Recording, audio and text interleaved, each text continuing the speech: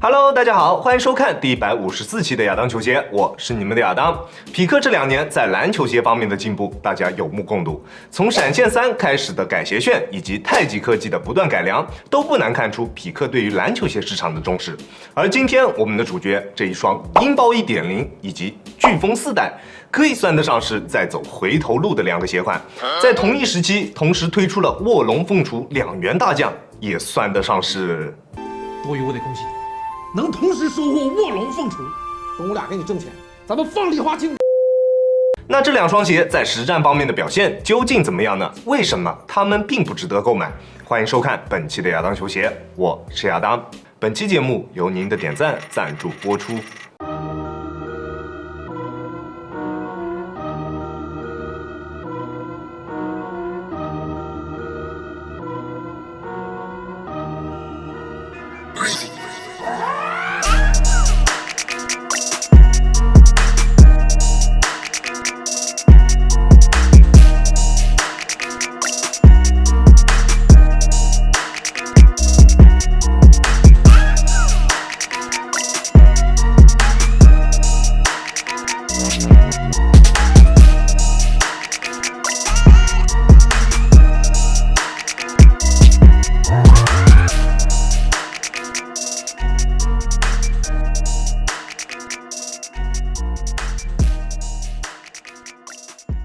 首先，我们还是先来看一下这2双鞋的外观。那在外观方面，你觉得它们可以达到几分呢？从外观上看，鹰豹更加偏向于外线，而飓风则更加偏向于内线。不过2双鞋的整体造型都是比较偏臃肿的，反正我个人并不是特别喜欢。而细节方面，2双鞋也表现得比较统一，大家都没有什么细节可言。而在实战方面，我们依旧先从大底开始说起。在大底方面，是这2双鞋唯一还算不错的一个地方。鹰豹的大底用了大量的三角形以及前掌部分的人字纹组成，而飓风则是由全掌的人字纹组成。在抓地力方面，2双鞋的表现都非常不错，在大多数的场地上，他们都能够拥有比较不错的抓地力表现，并且在吸灰方面的控制也做得非常好。在有灰尘的场地上，他们也都能够拥有不错的抓地力表现。而在耐磨性方面，飓风的表现就没有那么好了。这双飓风我穿着的时间相对来说是比较少的，但是依旧出现了比较明显的磨损痕迹。而鹰豹的耐磨性就非常优秀了，在经过多场室外场地的实战之后，依旧很难看出大底的磨损。这一双鹰豹用来打一打外场，甚至是水泥地都绝对没有问题。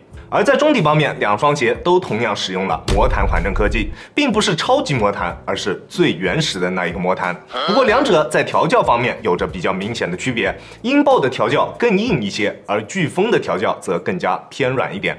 在脚感方面，2者都有着不错的表现，但是这一些都是鞋垫给的。较厚的鞋垫为他们提供了比较舒适的脚感，但是在缓震方面，鹰豹就拉胯了。中底的魔弹调教有一点太硬了，每一次起跳落地都能明显感觉到震脚的感觉。对于缓震有要求的朋友，千万不要选择这一个鞋款。而飓风则在这一方面表现得略好一些，但是在一些单脚落地的时候，依旧能够感觉到它中底缓震的不足。体重在160斤以上的朋友，我不建议你们轻易尝试。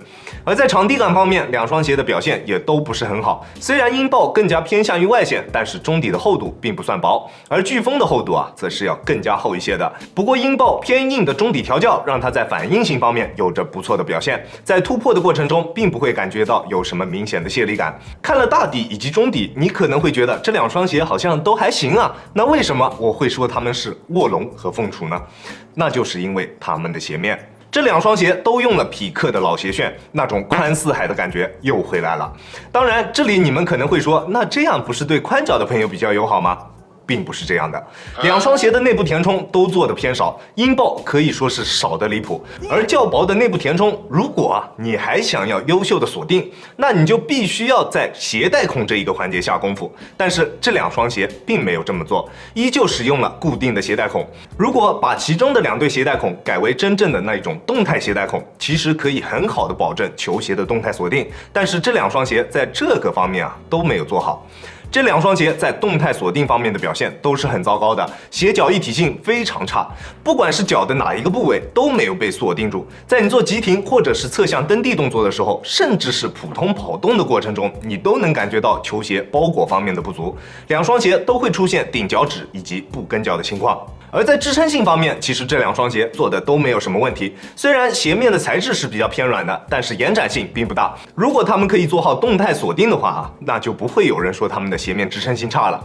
而在球鞋整体的抗扭性方面，鹰豹甚至用上了碳板，当然这也是它唯一一个可以吹的一个地方了。